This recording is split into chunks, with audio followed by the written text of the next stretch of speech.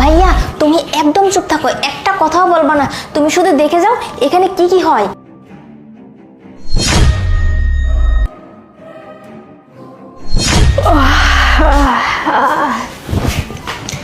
এই আমার জন্য এক গ্লাস পানি নিয়ে আয় যা। কি ব্যাপার বসে আছিস কেন? জানা এক গ্লাস পানি নিয়ে আয়।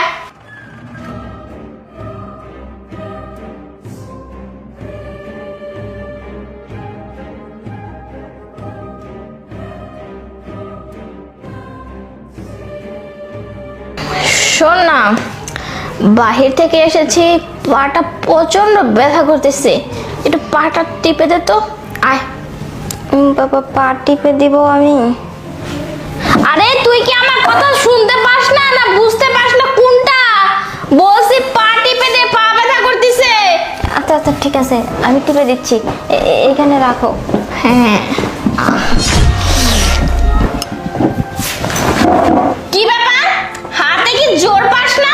জোরে জোরে টিপতে পারিস না? আচ্ছা যাই হোক, তোকে যে বলছিলাম বিরিয়ানি রান্না করতে, বিরিয়ানি রান্না করছিস? হ্যাঁ হ্যাঁ ভাবি, আমি খুব ভালো করে টিপে দিচ্ছি। আর ওই যে আপনি বিরিয়ানি রান্না করতে বলছেন না, হ্যাঁ আমি রান্না করছি। আমি এখনই গিয়ে নিয়ে আসতেছি, ঠিক আছে? আরে না না, নিয়ে আসতে হবে না, আমি বাইরে থেকে খেয়ে আসছি। কিন্তু আমি এত কষ্ট করে যে রান্না করলাম। কষ্ট করে রান্না করছিস, নিজেরা খা। আর যদি নিজেরা না খেতে পারিস তাহলে ফেলে দে, যা। এত কথা কেন বলতেছিস?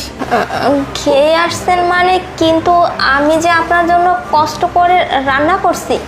আর কি বলতেছেন ফেলে দিব? এত কষ্ট করে রান্না করলাম, আর ওগুলা কিনতেও তো অনেক টাকা খরচাপাতি হয়েছে, তাই না? ফেলে দিলে কি হবে?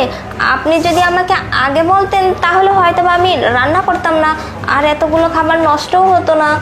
এই তুই বেশি কথা কেন বলতেছিস? আরে ফেলে দিতে বলছি ফেলে দে। আর তাছাড়া তুই কি কামাই করিস? টাকা কি তুই কামাই করিস নাকি? মনে হচ্ছে এইভাবে কথা বলতেছিস যে তোর টাকা খরচ হচ্ছে। আরে শোন, টাকা আমার হাজবেন্ড কামাই করে, আর বেশি যদি কথা বলছিস না, ঘাড় ধাক্কা মেরে বের করে দিব। আর তোর মুখে দেখতে পাচ্ছি বেশি কথা ফুটে গেছে। না আসলে আমি বলতে চেয়েছিলাম, আমার ভাই তো কষ্ট করে টাকাগুলো ইনকাম করে, তাই না? আর ভাইয়ের টাকা যদি এভাবে খরচা করে ফেলি তাহলে তো একটু কষ্ট লাগবেই। অনেকক্ষণ ধরে তোর আজে বাজে কথা শুনছি, আমি বাইরে থেকে আসছি আর তুই এখানে বসে বসে আমাকে লেকচার মারতেছিস। মনে হচ্ছে তুই তোকে একদম গলা টিপে আমি মেরে ফেলি।